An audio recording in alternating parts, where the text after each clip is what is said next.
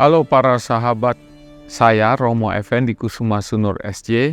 Hari ini kita akan sedikit membahas mengapa menjadi Katolik itu berarti pro-life. Dua alasan. Satu teologis. Hidup adalah anugerah yang datang dari Allah, bukan sesuatu yang diusahakan manusia.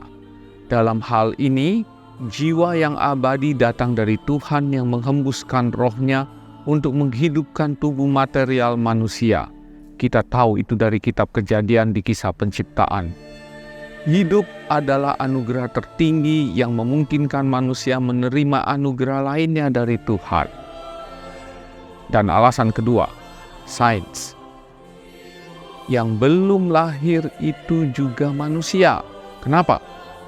Satu, bayi yang belum dilahirkan, zigot manusia, embrio atau kita sebut janin adalah organisme manusia yang hidup pada tahap perkembangan yang awal. Dan fakta ini ditetapkan oleh ilmu embriologi, ya. Dan kita tahu bahwa 4 ciri manusia yang belum dilahirkan adalah: 1. Berbeda dan unik. Bayi yang belum lahir memiliki DNA dan tubuh yang berbeda dari ibu dan ayahnya. Dia punya otonomi sendiri, mengembangkan lengan, kaki, otak, sistem saraf, jantung, dan sebagainya. Ya. Alasan lain, bayi itu hidup, ya. Bayi yang belum lahir memenuhi kriteria biologis untuk hidup. Dia tumbuh dengan mereproduksi selnya, sel-selnya membelah. Ya, dia mengubah nutrisi menjadi energi melalui metabolisme, dan dia juga merespon rangsangan dari luar. Ya. Ketiga, kenapa kita juga percaya secara saintifik bahwa bayi itu perlu dilindungi? Karena bayi itu adalah manusia. Bayi yang belum lahir memiliki tanda genetik manusia. Dia adalah keturunan dari orang tua manusia, dan hanya manusia yang bisa melahirkan manusia lainnya. Jadi bayi itu manusia atau janin itu manusia karena dia punya tanda genetik manusia. Dan yang terakhir juga penting bahwa bayi itu organisme atau makhluk hidup. Bayi yang belum dilahirkan adalah suatu organisme, bukan hanya organ-organ tertentu, walaupun belum lengkap, ya, tetapi bahwa dia mengarah kepada sebuah aktualisasi untuk menjadi manusia yang sempurna.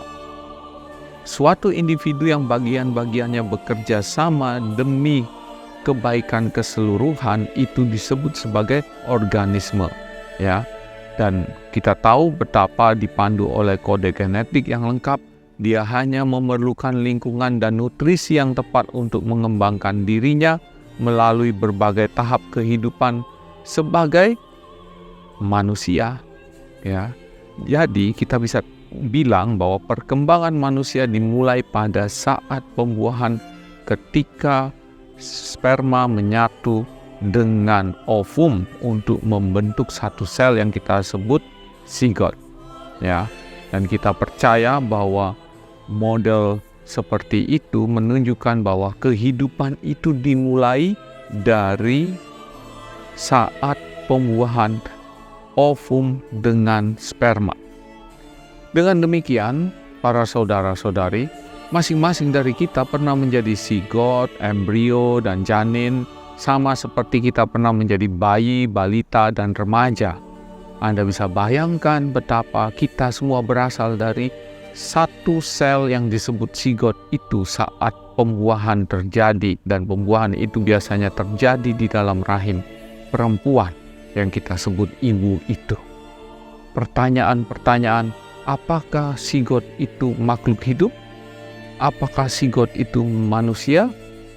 Anda jelas sudah tahu jawabannya. Semoga Tuhan memberkati kita. Amin.